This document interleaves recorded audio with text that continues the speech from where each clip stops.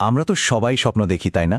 কিছু স্বপ্ন থাকে একদম দারুণ, মন ভালো করে দেয়। আবার কিছু স্বপ্ন দেখে ঘুমটাই ভেঙে যায়, মনে হয় কি দেখলাম এটা। তো এই যে স্বপ্নগুলো আমরা দেখি, এগুলোর পেছনের রহস্যটা আসলে কি? ইসলামিক বিশ্বাস কিন্তু বলে স্বপ্ন মানে শুধুই এলোমেলো চিন্তা না, এর একটা গভীর অর্থ আছে। চলুন আজ এই রহস্যময় জগতের ইসলামিক ব্যাখ্যাটা একটু জেনে নেওয়া যাক। মাঝে মাঝে হয় না, ঘুম থেকে ওঠার পরেও একটা স্বপ্ন মাথার মধ্যে ঘুরতে থাকে। আমরা ভাবি এটার মানে কি হতে পারে? এটা কি ভবিষ্যতের কোনো ইশারা, নাকি সারাদিন যা ভাবি তারই একটা প্রতিচ্ছবি?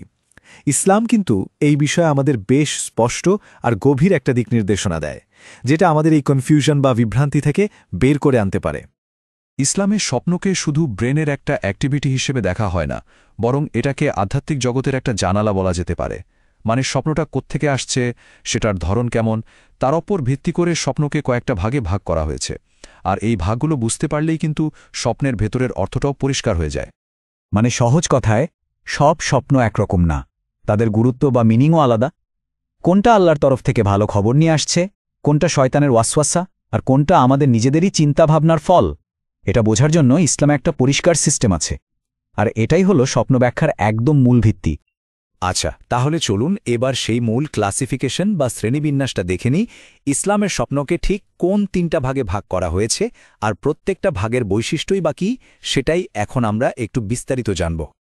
তো স্বপ্নের এই 3কে প্রধান প্রকার হল, প্রথমটা ভালো স্বপ্ন, যাকে আরবিতে রুয়া বলে। এটা আসে সরাসরি আল্লাহর পক্ষ থেকে, আর সাধারণত কোনো ভালো খবর নিয়ে আসে। দ্বিতীয়টা হলো খারাপ স্বপ্ন বা হুলম। এটা আসে শয়তানের কাছ থেকে, যার কাজই হলো আমাদের মনে ভয় বা টেনশন তৈরি করা। আর 3 নম্বরটা হলো আমাদের নিজেদের চিন্তাভাবনার প্রতিচ্ছবি। মানে সারাদিন যা নিয়ে ভাবি, যা কিছু এক্সপিরিয়েন্স করি, সেটাই স্বপ্নে দেখি। এটার তেমন কোনো আধ্যাত্মিক মানে নেই। তাহলে ভালো আর খারাপ স্বপ্নের মধ্যে সবচেয়ে বড় পার্থক্যটা কোথায়? তাদের সোর্স বা উৎসে। একটা হলো আল্লাহর রহমতের চিহ্ন, যা আমাদের মনে আশা জাগায়, ইন্সপিরেশন দেয়। আর আরেকটা হলো শয়তানের কুমন্ত্রণা, যার উদ্দেশ্যই হলো আমাদের হতাশ আর কনফিউজড করে দেওয়া। এই পার্থক্যটা বোঝা কিন্তু আমাদের আধ্যাত্মিক জীবনের জন্য খুবই খুবই জরুরি। আর এই যে পুরো ব্যাপারটা আমরা জানলাম, এর ভিত্তি কিন্তু নবী মুহাম্মদ সাল্লাল্লাহু আলাইহি ওয়াসাল্লামের একটা বিখ্যাত হাদিস, যেটা সহিহ বুখারীতে আছে। তিনি বলেছেন, ভালো স্বপ্ন আল্লাহর পক্ষ থেকে, আর খারাপ স্বপ্ন শয়তানের পক্ষ থেকে। এই একটা কথাই কিন্তু ইসলামিক স্বপ্ন ব্যাখ্যার পুরো ফ্রেমওয়ার্কটা তৈরি করে দিয়েছে। এটাই হলো এই টপিকের মূল সূত্র। আচ্ছা, এবার আসা যাক আমাদের আলোচনার সবচেয়ে ইন্টারেস্টিং পার্টে। কিভাবে বুঝব যে একটা স্বপ্ন ভালো? মানে কি কি লক্ষণ দেখলে আমরা ধরতে পারবো যে হ্যাঁ, এটা আল্লাহর পক্ষ থেকে একটা পজিটিভ সাইন বা কোনো ভালো খবর? এখানে কয়েকটা খুব ক্লিয়ার উদাহরণ আছে যেগুলোকে ভালো স্বপ্নের লক্ষণ হিসেবে ধরা হয়। যেমন ধরুন, স্বপ্নে নিজেকে কোরআন পড়তে দেখা, এটা আধ্যাত্মিক উন্নতির একটা ইশারা। বা ধরুন, কোনো উজ্জ্বল আলো দেখা, এটা সঠিক পথের দিশা পাওয়ার মতো একটা ব্যাপার। আর নামাজ আদায় করার মতো স্বপ্ন দেখা মানে আল্লাহর সাথে সম্পর্কের গভীরতা বোঝাচ্ছে। এই ধরনের স্বপ্নগুলো দেখলে কিন্তু ঘুম ভাঙার পর মনে একটা শান্তি আসে, একটা পজিটিভ ফিলিং হয়। তো স্বপ্ন তো দেখলাম, কিন্তু এরপর আমাদের কি করা উচিত? ইসলাম কিন্তু শুধু স্বপ্নের ব্যাখ্যাই দেয়নি, বরং কোন ধরনের স্বপ্ন দেখলে আমাদের কি করতে হবে সেই ব্যাপারেও খুব গুরুত্বপূর্ণ কিছু গাইডলাইন দিয়েছে।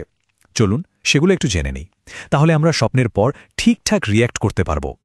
নির্দেশনাটা কিন্তু খুবই সহজ, কিন্তু এর পেছনে অনেক গভীর জ্ঞান বা হিকমত আছে। যদি ভালো স্বপ্ন দেখেন তাহলে আল্লাহর প্রশংসা করুন, তার শুকরিয়া আদায় করুন, কারণ এটা তার তরফ থেকে একটা গিফট।